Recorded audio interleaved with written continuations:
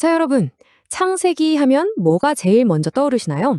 그냥 엄청 오래된 고대 문서? 아니면 까마득한 옛날 이야기? 아니요, 절대 그렇지 않습니다.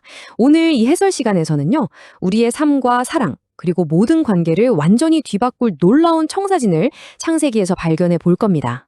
수천 년 전에 쓰인 이 텍스트 안에 놀랍게도 21세기를 살아가는 우리의 일상을 관통하는 가장 궁극적인 질서가 숨겨져 있거든요.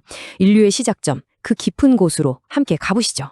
에덴 동산 다들 잘 아시죠? 사과나무가 있고 동물들이 평화롭게 뛰어노는 동화 속 한 장면, 보통 이렇게 상상하잖아요. 그런데 말입니다. 만약 그 정원이 지금 우리가 맺고 있는 모든 인간관계, 그리고 우리 교회가 나아가야 할 방향을 정확히 보여주는 가장 완벽한 창사진이라면 어떨까요? 에덴은 단순히 지나가 버린 과거의 장소가 아니라 우리가 지금 당장 회복해야 할 진짜 우리의 모습입니다. 자, 그럼 첫 번째 파트, 에덴, 하나님의 통치 중심지, 최초의 정원, 다시 보기로 바로 들어가서 우리가 가졌던 흔한 오해들을 하나씩 깨부숴 보겠습니다. 흥미로운 사실 하나 알려드릴까요? 성경에 나오는 히브리어 단어 간, 그러니까 정원이라는 뜻인데요. 이게 고대 중동 세계에서는 그냥 동네 공원이나 과수원 같은 게 아니었어요. 바로 왕과 귀족들을 위한 거대한 왕궁을 의미했거든요. 그러니까 에덴은 구석에 있는 조그만 동산이 아니라 온 우주를 다스리는 하나님의 가장 중심지이자 장엄하고 화려한 수도였던 셈이죠. 인류는 위대한 왕의 궁전 한가운데서 첫걸음을 내디딘 겁니다. 지금 보시는 이 비교를 보면 에덴이 얼마나 엄청난 곳이었는지 확 와닿으실 거예요. 이스라엘 백성들이 그렇게 원했던 젖과 꿀이 흐르는 땅. 사실 이건 농업적인 풍요잖아요. 그런데 에덴은 완전히 차원이 다릅니다. 순금, 베들리움, 호마노, 상상을 초월하는 왕적인 화려함과 무한한 자원 그 자체죠. 생존을 위해 땀 흘리며 걱정하는 곳이 아니라 왕의 자녀로서 궁극적인 부와 영광을 누리는 곳이었단 말이에요. 그리고 여기 네 갈래로 뻗어나가는 거대한 강물 보이시죠? 고대 세계에서 숫자 4는 온 땅, 즉 지구 사방을 상징합니다. 이게 무슨 뜻이냐고요? 아담은 그저 정원 관리하는 사람이 아니라 하나님의 생명력과 통치를 이 온 지구로 확장시키도록 보냄받은 위대한 왕적 대리인이었다는 겁니다.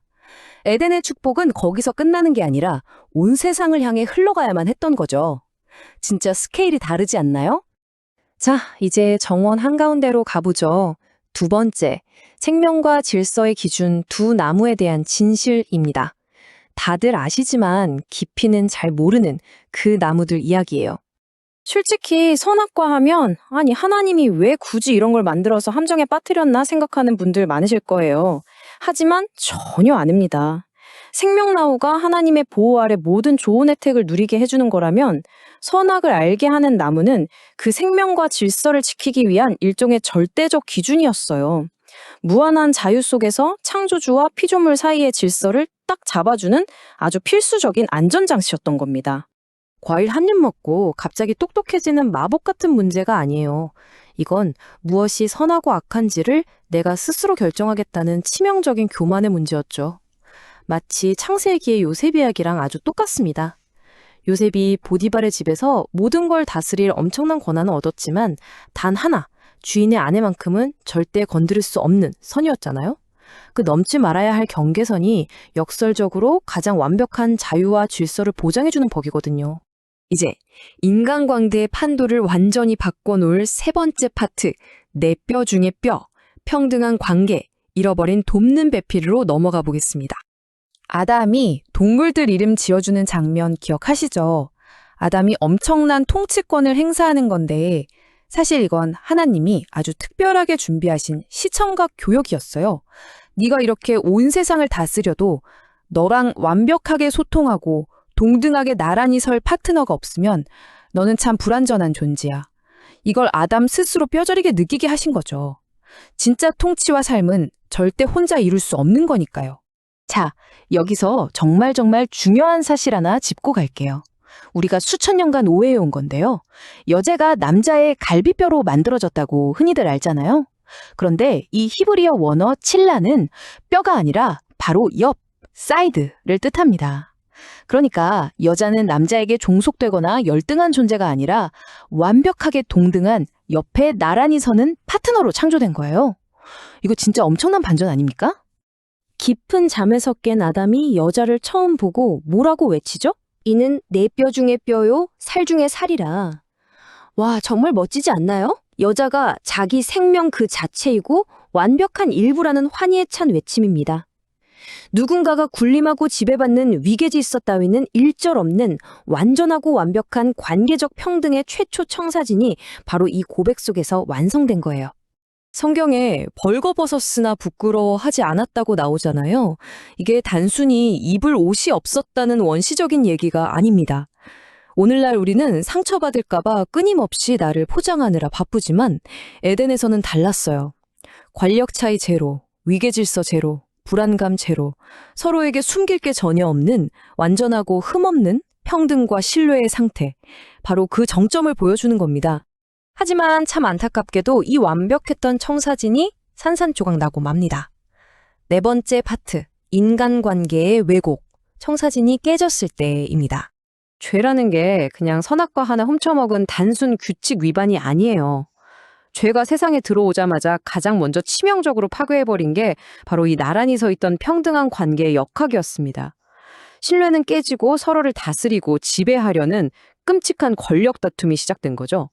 우리가 지금 겪고 있는 수많은 가정불화, 억압, 그리고 숱한 사회적 불평등, 이 모든 것의 뿌리가 바로 이 청사진이 왜곡되면서 뻗어나온 겁니다. 그렇다면 우리는 어떻게 해야 할까요? 마지막 다섯 번째 파트, 교회가 나아갈 길, 하나님의 형상 회복하기입니다. 이 깨어진 현실 속에서 우리 성도들과 교회는 세 가지 명확한 태도를 결단해야 합니다. 첫째, 우리 사회와 관계가 왜곡되어 있다는 이 아픈 현실을 절대 모른 척하지 마세요. 둘째, 누군가를 억압하고 지배하는 불평등을 원래 세상이 다 그렇지 하면서 방관하면 안 됩니다. 셋째, 가장 중요한 건데요. 에덴에서 처음 주어졌던 그 본래의 평등과 동등함을 회복하기 위해 매일의 삶 속에서 적극적으로 행동하고 싸워나가야 한다는 겁니다.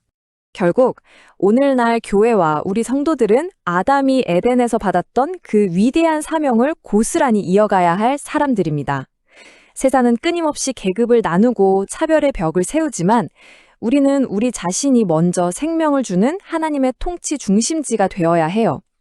상처받은 세상 사람들에게 완전히 회복된 동등한 관계가 과연 어떤 것인지 그 살아있는 모델을 보여주는 새로운 에덴이 되는 것, 그것이 바로 이 시대의 교회의 진짜 사명입니다. 자, 이제 이번 해설을 마무리하면서 여러분께 묻고 싶습니다.